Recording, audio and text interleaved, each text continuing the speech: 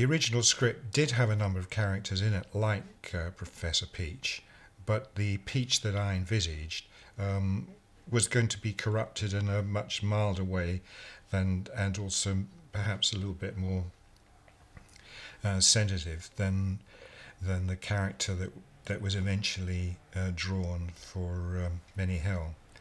I didn't create that character. I don't really know where it came from, but the big fat woman sort of really, his lust for big fat women, although funny, really appalled me, and was one of the things that kind of turned me off the film when I first saw it. They were sort of what you might call opportunistic casting. There were times when you could just pop a little cameo into a picture, because there's so much going on with the whole robbery at the end of the picture, towards the end of the picture. And when these people, as they became available, we just grabbed them and plunked them straight into the movie. My original Peach was a sort of daft old brush who was just obsessed with toy trains, and they were going to somehow get to him by offering him some very rare old choo-choo that he could play with in the attic. So this desire for fat women was completely different from that concept.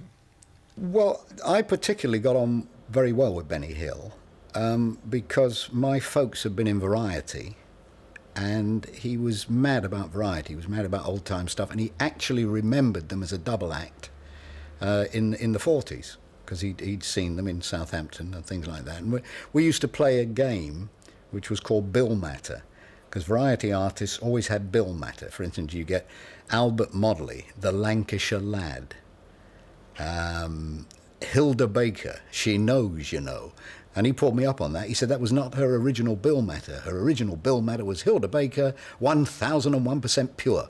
And so we used to snap these catchphrases to and fro. And he was a lovely fellow. But he did wander off on his own. Always had a notebook out, writing things down. I remember very little of Benny Hill, except he kept on disappearing. Very private man. And he would disappear, and, you know, if he wasn't required for a couple of days, he'd take a plane somewhere. But I do remember going out to do dinner with him on about 3 occasions. And he always carried a little notebook, which was always put with a pen, side of the thing. And he loved to order. We'd sit with Benny, and there was about 4 of us that went out.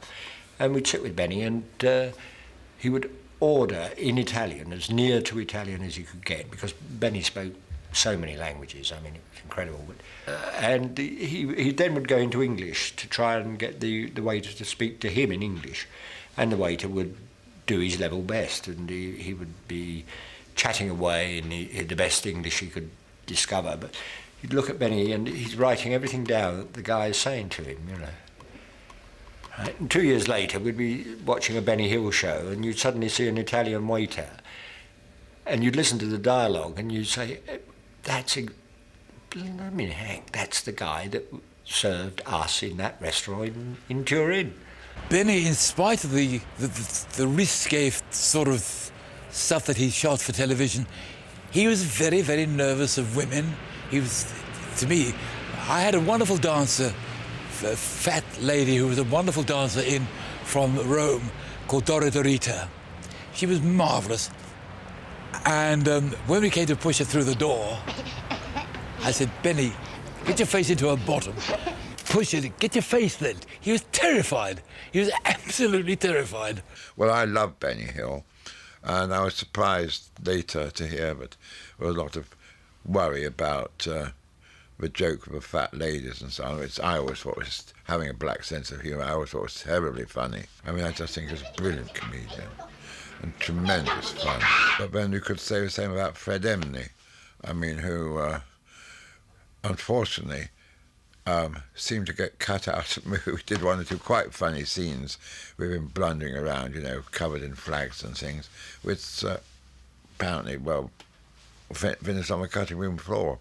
But I mean, we had 2 great comedians there, and I think it's interesting that I think the fantasy action took over so heavily but something had to go, and I think unfortunately we lost bits of Benny and Fred Emney, which is I'm sorry we don't see more of them.